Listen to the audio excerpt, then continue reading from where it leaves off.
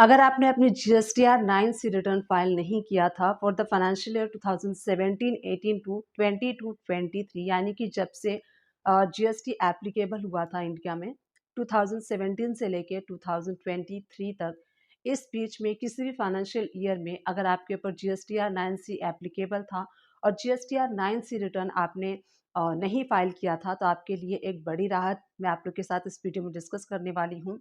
नमस्ते दोस्तों, मैं सुमन शर्मा आप सभी का स्वागत करती हूँ आपके अपने चैनल सुमन एजुकेशन हब में। तो आज के इस वीडियो में हम डिस्कस करने वाले हैं जीएसटीआर 9C से रिलेटेड एक बिग रिलीफ दिया गया है टैक्स पेयर्स को जिन्होंने अपनी जीएसटीआर 9C रिटर्न को फाइल नहीं किया था। नोटिफिकेशन नंबर 8/2025 जो कि सेंट्रल टैक्स के द्वारा इशू किया गया है 23 जनवरी 2025। अगर आप उस नोटिफिकेशन को रीड करेंगे तो उस नोटिफिकेशन में एक डेडलाइन डेट है 31 मार्च 2025।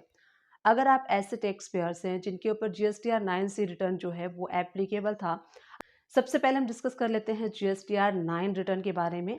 उसके बाद मैं आपको बताऊंगी कि जीएसटीआर 9C तो आप कनेक्ट हो पाएंगे, समझ पाएंगे। देखिए, जीएसटीआर 9 रिटर्न जो होता है वो एनुअल रिटर्न होता है एंड ऐसे किसी बिजनेस या फिर एंटिटी का जिनका टर्नओवर 2 या फिर 2 करोड़ से ज़्यादा है उसके ऊपर एप्लीकेबल होता है GSTR 9 return. And GSTR 9 return जो है वो साल में एक बार यानी एनुअली किया जाता है। पूरे साल में आपको रिकनसाइल करना होता है। कोई अगर बिल छूट जाता है, कोई आपको चेंजेस करने हैं, तो सब कुछ आपको रिकनसाइल करने के बाद आपको अपनी जीएसटीआर 9 रिटर्न जो है वो फाइल करनी होती है। और जीएसटीआर 9 रिटर्न जो है वो आप रिवाइज नहीं कर सकते हैं once you file GSTR 9 return. और जीएसटीआर 9 रिटर्न के लिए आपकी टर्नओवर 2 या फिर 2 से ज़्यादा करोड़ अगर आपकी टर्नओवर है तब आपके ऊपर एप्लीकेबल होता है, तब आपको करना होता है।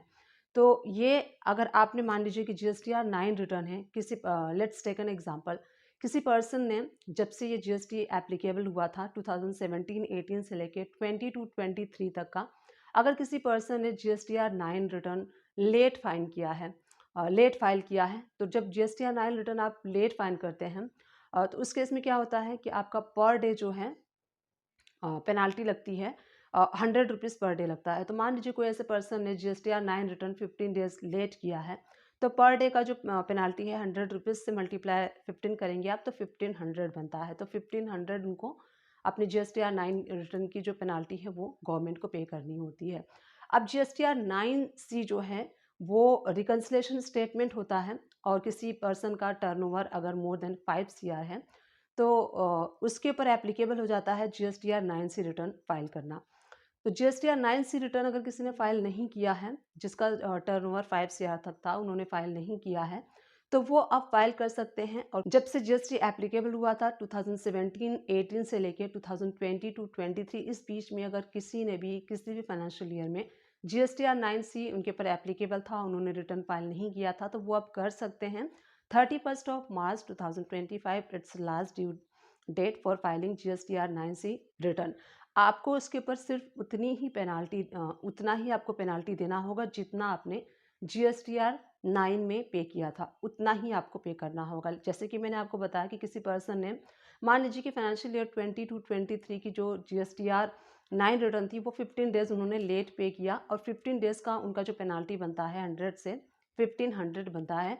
तो 1500 ही अगर उनके ऊपर 9C भी एप्लीकेबल था और उन्होंने नहीं किया था, तो उनको 9C भी जो है वो 1500 पेनाल्टी देके उनको अपनी रिटर्न फाइल करनी है। तो सिर्फ उतना ही उनको पेनाल्टी देनी है जितना उन्होंने जीएसटीआर 9 में दिया था। तो अगर आप नोटिफिकेशन चाहें तो 8/2025 जो कि सेंट्रल टैक्स का नोटिफिकेशन है 23 जनवरी 2025 को ये इशू किया गया है। इस पर डेडलाइन डेट जो है 31 मार्च 2025 की है।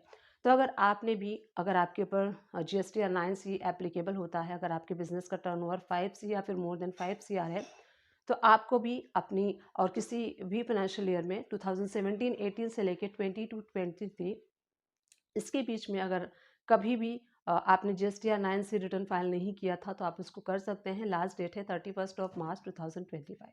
उम्मीद करती हूँ ये वीडियो आप सभी लोग के लिए हेल्पफुल रही होगी। अगर हेल्पफुल रही है तो प्लीज़ चैनल को लाइक शेयर सब्सक्राइब कर दीजिएगा। Thank you for watching, keep watching.